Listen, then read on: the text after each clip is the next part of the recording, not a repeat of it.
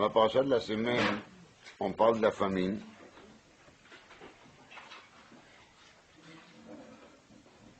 Et on dit, והרעב היה על כל פני הארץ. ויפתח יוסף את כל אשר בהם, וישבור למצרים. ויחזק הרעב בארץ מצרים. אז רש"י מסביר מה זה וישבור, שבר לשון מחר ולשון קניין הוא. באמת לתרגום il dit וזבין. Et il amène un passouk dans Yeshaya où les chou shivru belo chesef ou belo mechir yain vechalav. C'est Perek Memalef passouk Menvav. Vaishbor le Mitzray. Donc Yosef il vendre aux Égyptiens. D'après Rashi, c'est ça le Perouch Amila Shever. Et ça c'est Vadaï le Pshat. Parce que le Targum il dit aussi Zabin. Vechol haaretz ba'u Mitzrayma lishbor el Yosef. Donc on vient de nouveau acheter chez Yosef. Vayar Yaakov qui est shever b'Mitzrayim. Et Yaakov il voit qui est shever b'Mitzrayim. אז רש"י כבר אומר, ראה באספקלריה של קודש שעדיין יש לו שבר במצרים.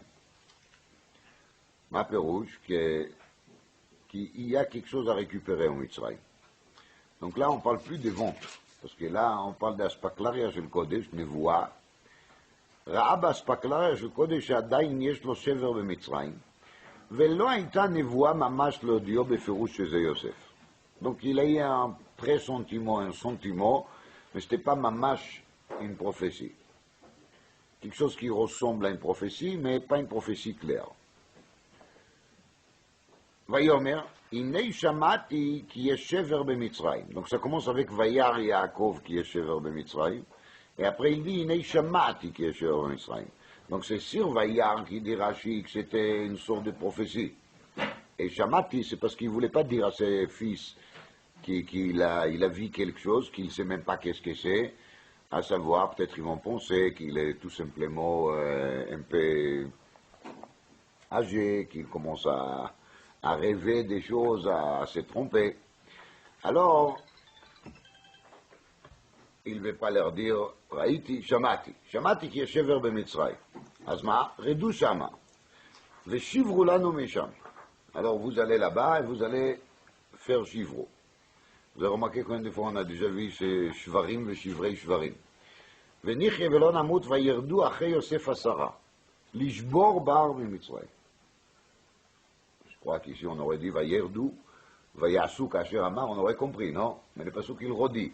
Vayerdu achei Yosef asara, lishbor bar b'Mitzrayim. Vayavo bnei Yisrael lishbor betoch habayim. ויוסף הוא השליט על הארץ. הוא המשביר לכל עם הארץ. Je crois que c'est presque exagéré, hein? וידבר איתם קשות. ויאמר אליהם, מה אם באתם? ויאמרו מארץ כנען, לשבור אוכל. On dirait qu'ils sont venus faire des tourismes. C'est clair, tous ceux qui ont passé devant Yosef, ils ont passé pourquoi? Parce que lui, il a pris les contrôles de l'affaire, et chaque personne qui vient, ça, il faut qu'il passe par Yosef. Vous voyez? Mais ils lui disent, Banu Meretz Knan lishbor ochel. Alors il dit, Meraglim atem. Alors ils répondent, Lo adoni vavadecha ba'u lishbor ochel. Il vient de le dire il y a 2 minutes, mais le discours il continue. Lo ki ervat haaretz batem lirot. Ça rentre dans une discussion, dialogue des sourds, comme on appelle ça. Et Yosef il leur dit ensuite, on va garder un de vous, ואתם לכו הביאו שבר רעבון בתיכם. Et vous allez amener les shevers. Alors, je saute un peu. פסוק חבב דפרק מ"ב, ויישאו את שברם על חמוריהם. שברם. De nouveau, il raconte l'histoire à Yaakov Avinu. Et ils disent ici, בפסוק ל"ג, ויאמר אלינו האיש אדוני הארץ בזאת עדה, כי חיינים אתם, אחיכם האחד הניחו איתי, ואת רעבון בתיכם קחו ולכו. ואת רעבון בתיכם קחו ולכו. יוסף il a pas dit ça. Yosef il a dit, לכו הביאו שבר רעבון בתיכם. Quand ils parlent avec Yaakov, ils disent quoi? ואת רעבון בתיכם קחו ולכו. Et ils ne disent pas, V'et shever ra'avon batechem kruv aleichu. Donc, Mishtom, il y a quelque chose derrière ce changement des phrases. Ils ont déformé les paroles de Yosef. C'est pas juste qu'il ne s'agit pas d'un simple oubli. Ça existe que dans des lettres officielles. Ensuite, il reste. Il y a marqué, Vaï Kacher, Perek Mem Gimel, Vaï Kacher, Kilou lechol et השבר אשר הביאו ממצרים. ויאמר עליהם אביהם שובו שברו לנו מעט אוכל. Cette fois-ci, il est devenu minimaliste. Il dit, שובו שברו לנו מעט אוכל. Au début, il n'a pas dit מעט אוכל, là il dit מעט אוכל, un peu.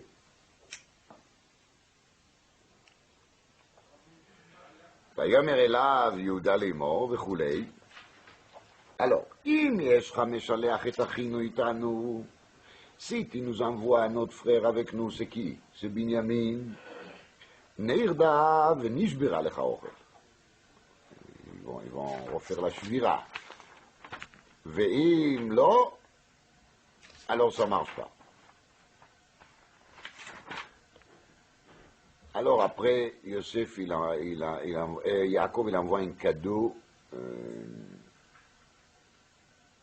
avec ça. וכל שקה ייתן לכם רחמים לפני האיש, ושילח לכם את אחיכם אחר ואת בנימין, ואני כאשר שכלתי. Il y a marqué ensuite, ויקחו האנשים את המנחה הזאת, משנה כסף לקחו בידם,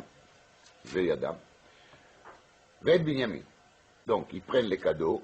Sur ce cadeau de Yaakov, j'ai des choses à dire, mais chaque année, je dis qu'Ibli Neder, je parle de ça une autre fois. C'est vraiment dommage. Hein. Les cadeaux de Yaakov, c'est très intéressant. Vous comprenez bien que si la Torah est faite des listes, des cacahuètes et des amandes, etc., c'est pas pour nous parler des cacahuètes. Donc, ça mérite vraiment un bio. C'est la Rizal qui parle de cette cadeau. Tarpaz, Gematria Tarpaz, Mizimwat. C'est 687, dit la Rizal, Mizimwat Haaretz. À Kolpanim, il y a marqué qu'ils ont pris les cadeaux, ils ont pris Mishne Kesef, les doubles de l'argent, et Binyamin. Ça a l'air que Binyamin ne voulait pas tellement aller, hein, parce qu'il y a marqué la croix et Binyamin. Il devait les tirer. Bon, je le comprends. Vayakumu, il s'est levé, Vayerdu Mitzrayim, Vayamdu Lifnei Yosef. Vayamdu Lifnei Yosef, et il s'est mis debout Lifnei Yosef. Après commence la discussion avec la personne, Yarod Yaradnu Batrila Lishbor Ochel, et voici on a trouvé notre argent. וכסף אחר הורדנו בידינו לשבור אוכל. Donc de nouveau לשבור אוכל. Et après l'histoire continue. En tout cas, j'ai pas compté parce que je suis paresseux, mais en tout cas, les לשבור אוכל ici, on n'arrête pas de concasser, de casser. Les אוכל, on peut dire qu'en gros, il y a au moins 10 fois que c'est répété, je pense que c'est plus que 10 fois. Et bevadaï qu'il y a une kavana là-dedans. Et je vais essayer de partager avec vous un enseignement qui vient à la base de Sefer Ateret Yeshua, que j'ai déjà cité Kama Pamim. Et il dit là-dessus des choses que je crois que ça vaut le coup d'écouter.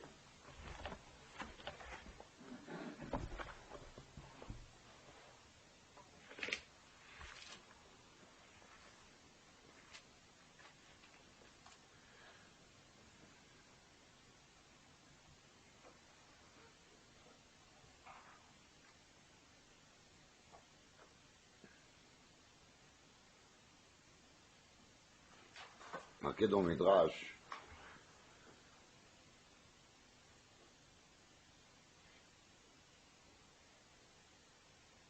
והארץ הייתה תוהו ובוהו וחושך על פני תהום.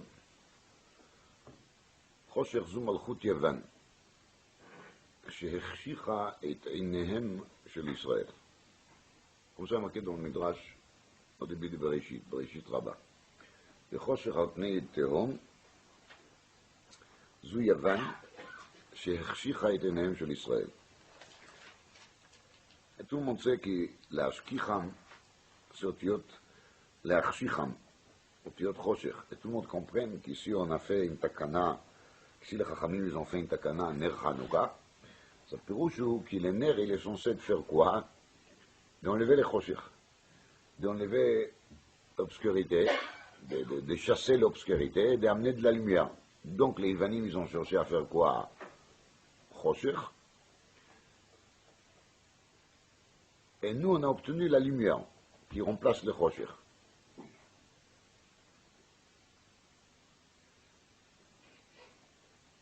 C'est un midrash. Et un deuxième midrash qui se trouve dans la paracha Shmini. Pas tout ce que je vous dis il est marqué dans la Terre Teshua, mais l'idée est à lui. Hein. Moi, j'ajoute juste quelques détails au maximum. Marqué dans le midrash dans la paracha Shmini, ואת הגמל זה יוון. גמל זה יוון. Il y a là-bas les quatre, Gamal, Shafan, Arnevet, Khazir. Vous vous rappelez? Ce sont les quatre animaux qui ont un seul signe de pureté. Alors dans le Midrash, il y a marqué que ces quatre animaux-là, hein, ils sont le symbole de Arba Galuyot, Arba Malchuyot. Et le Midrash, il explique chacun qui il est. Alors tout le monde sait Khazir. Khazir, c'est le plus connu, c'est Isav. Isav, il a Siman Tahara. Quel Siman Tahara il a? Il est mafris par ça, mais il n'est pas Ma'ale Geira. Gamal, c'est le contraire. Il est Ma'ale Geira, mais il n'est pas mafris par ça. Ma'ale Geira, oui, mafris par ça, non.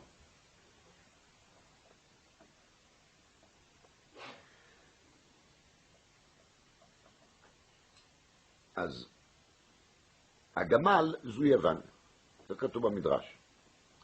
Donc, הפירושו כי les יוונים, ils n'ont pas les signes de cacheroute dans leurs pieds. Voilà. Maintenant, qu'est-ce que ça veut dire? Qu'est-ce que ça veut dire? Pour Esav, on dit les chazirs, ils sont sur les dos, ils montent les sabots fondus. Bon, je connais comme avec un chazirim. Mais qu'est-ce qui signifie cette gamal qu'il est Ma'alegira velo mafris par ça? Et pourquoi c'est juste Yavan qui rentre dans cette catégorie? Qu'est-ce que ça nous donne pour comprendre mieux l'histoire de Yavan?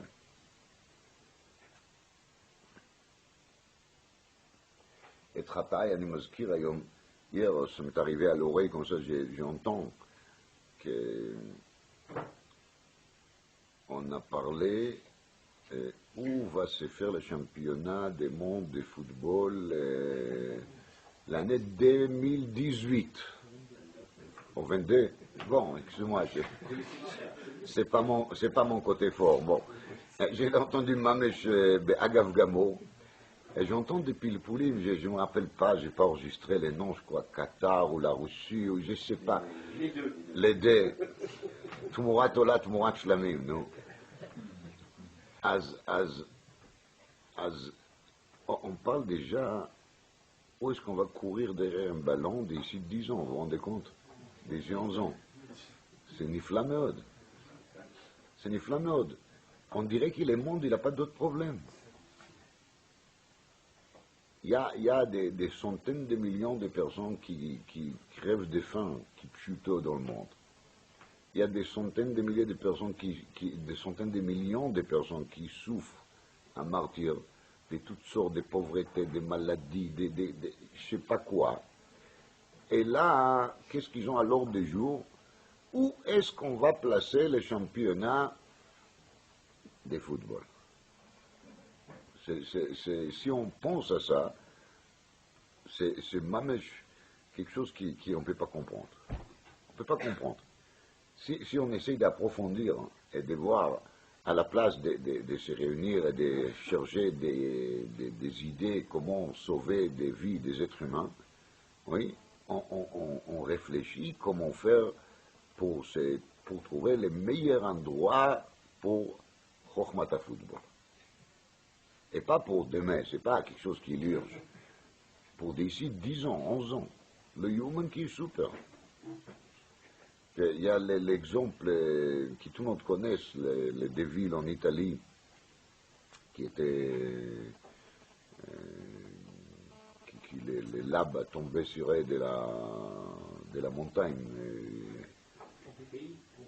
C'est connu que quand ils ont fait de la recherche archéologique là-bas, il s'est trouvé que les gens étaient en train de manger, de boire. On a trouvé des corps qui étaient fossiles ou en tout cas pris par les labs avec un verre de vin dans la main.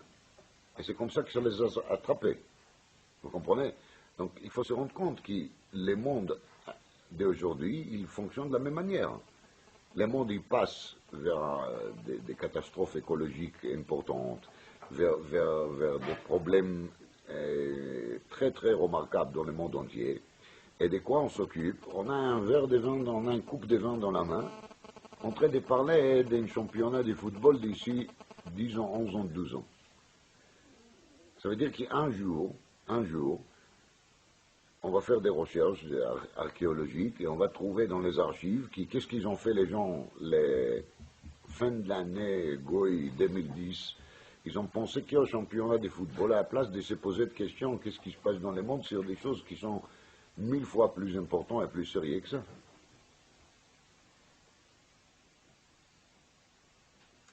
Alors, j'ai dit, ça c'est vrai pas marqué dans la Terre Teshua, comme vous comprenez.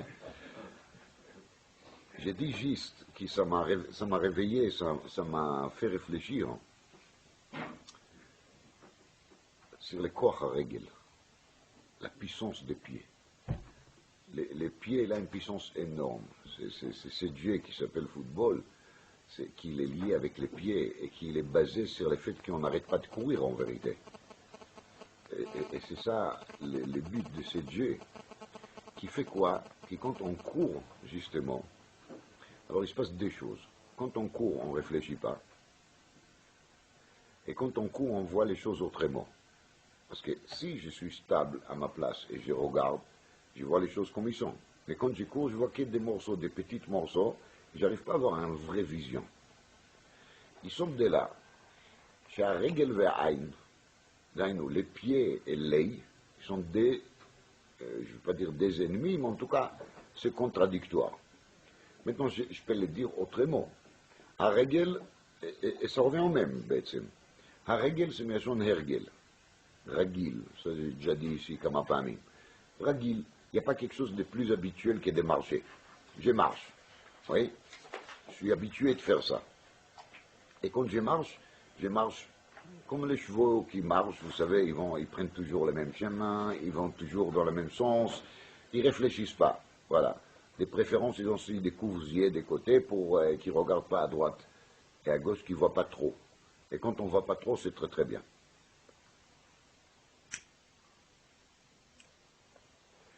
Regel à Hergel fait quoi? Fait que on n'a pas les bonnes visions des choses. Parce qu'on court, on n'arrête pas de courir. Et quand on n'arrête pas de courir, on n'a pas le temps de réfléchir.